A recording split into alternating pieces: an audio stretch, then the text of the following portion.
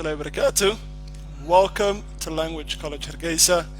aad baan idin wada salaamaya kuna soo dhawaada insha Allah maanta 10 yaro kooban oo live ayaan u qaadan doonaa oo ku saabsan ciida siba khaasatan vocabulary ku saabsan ciida insha Allah marka intana daawana soo dhanba aad baan idin wada salaamaya kuna soo dhawaada waa Language College Hargeysa halkan waxaan leeyahay macallin Mahdi. So today we'll go through a short vocabulary lesson about on the topic of Eid. So we're going to go through some vocabulary talking about Eid, inshallah. Let's begin. So first I want you to write down your city or where you're watching from, and Eid Mubarak to you. Hadana Diblisku Magal. Also, if you can share the video, to press share so more people can watch it.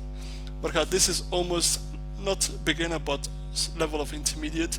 So we're going to go through some of the words. Marka inshallah inta daawana soo dhaba aad baan idin wada salaamaya ku soo dhawaada waxa dilaadlay macallin Mahdi maanta waxaan qaadan doonaa Eid vocabulary.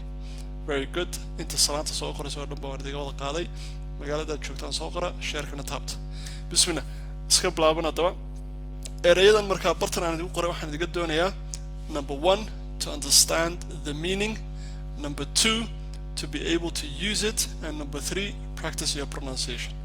haddaba arday badan baa markay live ka soo galaan waxa koray macna adigu maanu ku dhageysanana anigu seen luqadda ku baran karnaa practice-ka horta dhageysiga waa kow inaad comment-ka ku soo qortaan idinku jumlad gelinayna waa laba inaad ereyga isticmaali kartaan sida saxda laakiin ku hadalkii halkeed ka sameyn kartaan waa inaad marka hore codka macalinka si fiican u dhageystaa telefoonkaaga qof walba telefoonkiisu sida sama everybody has a smartphone marka telefoonkaaga smartphone-kaaga ayaa la doonayaa maxay inaad codka ku duubtid voice recorder marka voice recorder-ka markaad isticmaashid waxaad helaysaa codkii inaad duubtay macalinka codkiisa labadaas barbadhigi karta marka si aad codka uga faa'iideysataan waxaan sameyn doonaa erayada hal mar intaad dul maro si fiican u dhageysta live-ka markuu hadhow ka baxo idinkuna isku day inaad cod duubtaan sidii anigu aan ugu dhawaaqay inaad ku dhaweyn kartaan in kale ku dhawaaqa marka waxa weeyaan waa practice marka mar walba codka markaad duubtid codkii aan anigu ku duubay live-ka ku jira iyo kan telefoonkaad ku duubtay labadaas barbadhigi kartaa sama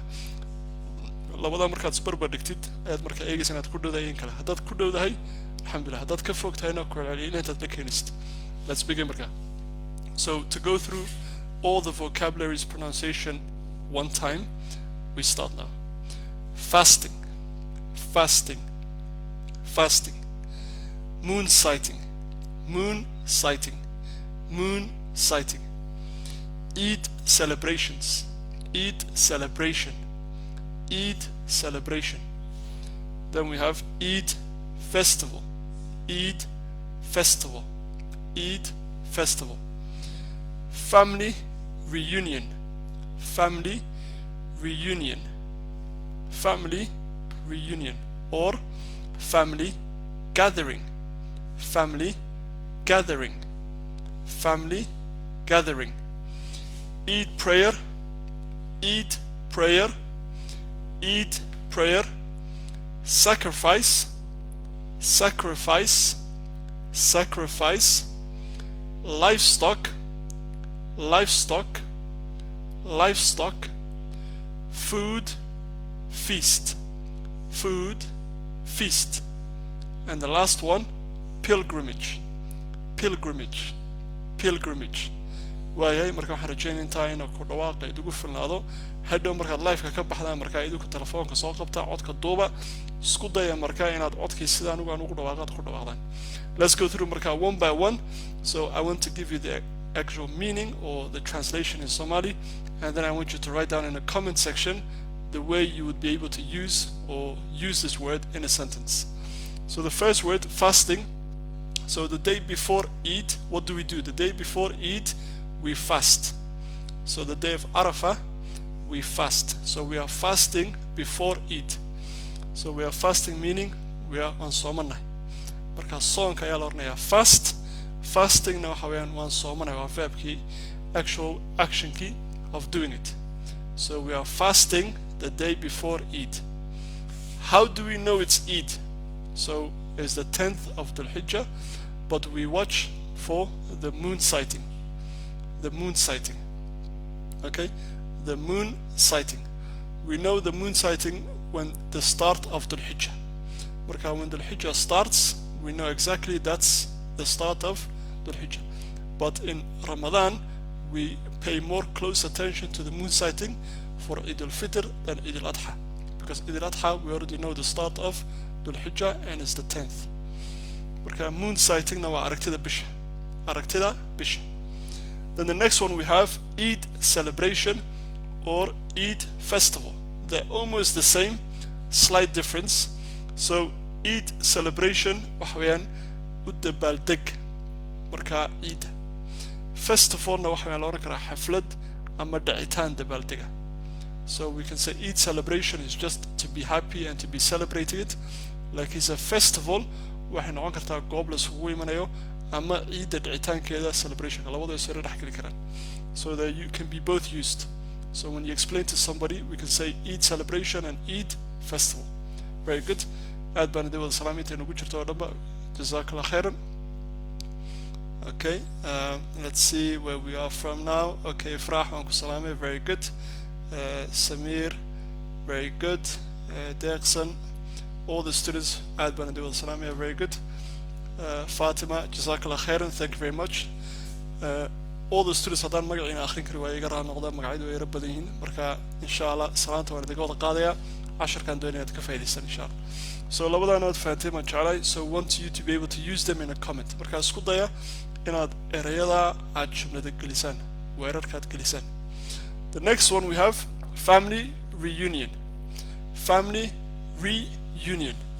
Marka reunion waxa laga yaabaa ardayda qaar inuu ku yiri cusub eraygaasi waa dib isku soo noqod.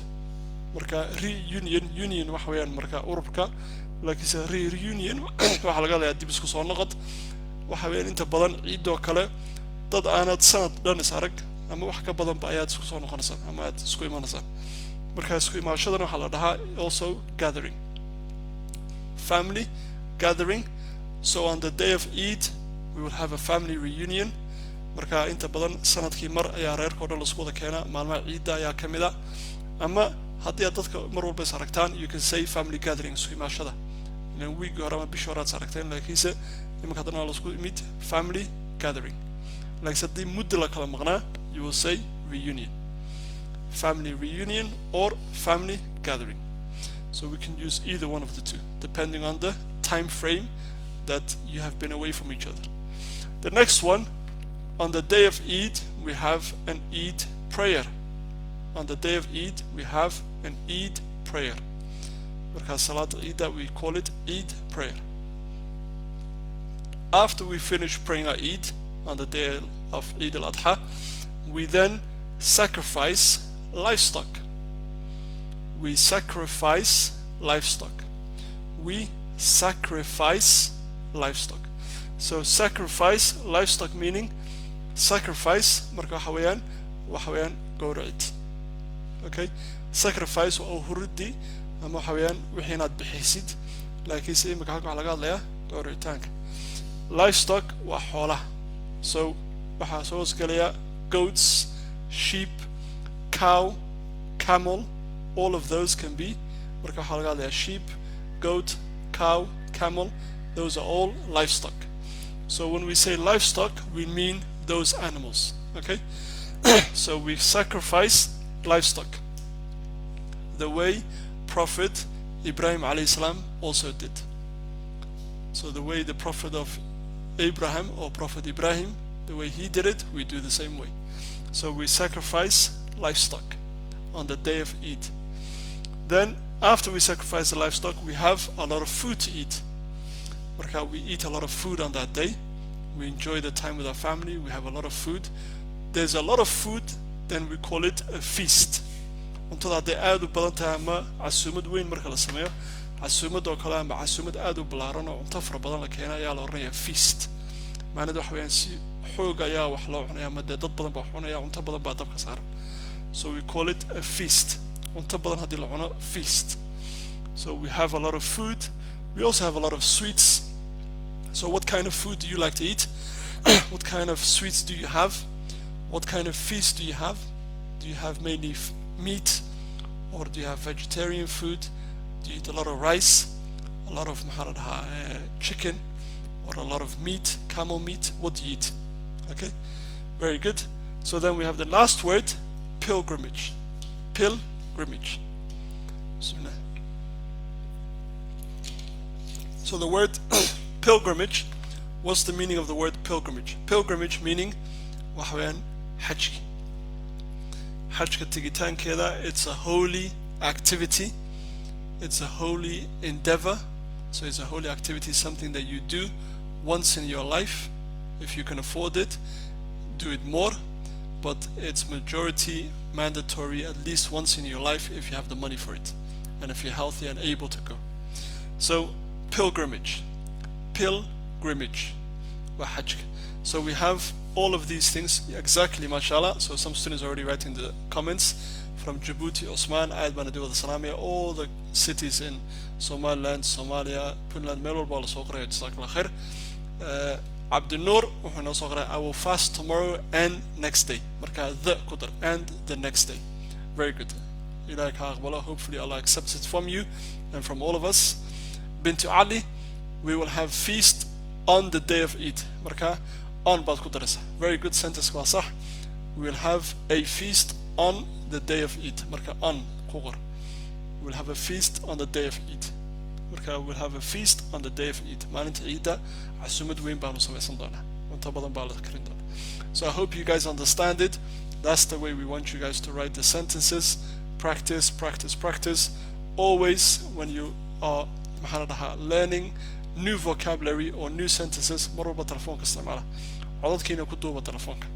That's the way you practice speaking. Because you don't have the environment qof kula practice gareeya ayaanad laga yaabaa inaanad helin.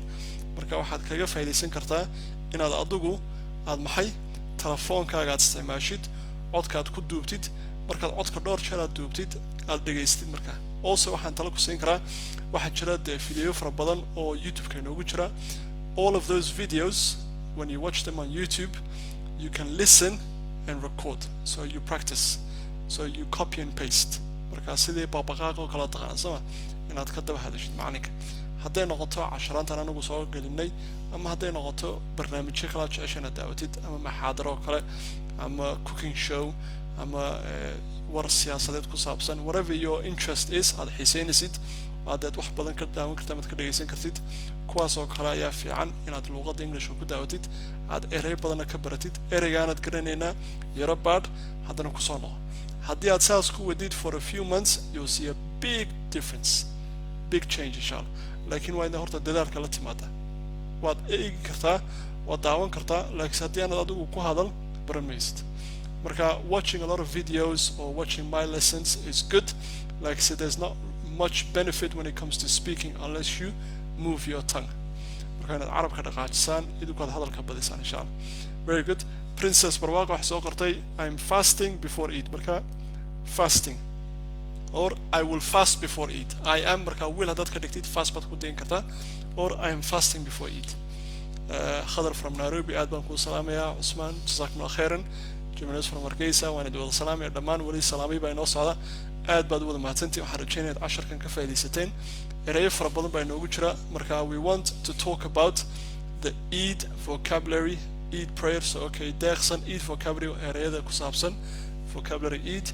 Then we have Eid prayer, salaad Eidda, pilgrimage waa xajka. Okay, wixii ku dhaafay haddaad dhexda kala soo qabsatay, life-ka dib ugu soo celi markuu dhammaado, bilowgaad kala soo qaadan kartaa, kala soo qabsan kartaa ereyo badan oo ku jira iyo qoraalo fara badan insha Allah. aadna waan idin wada salaamayaa. Jazakumullah khairan. Assalaamu calaykum waraxmatullaahi wabarakaatuh.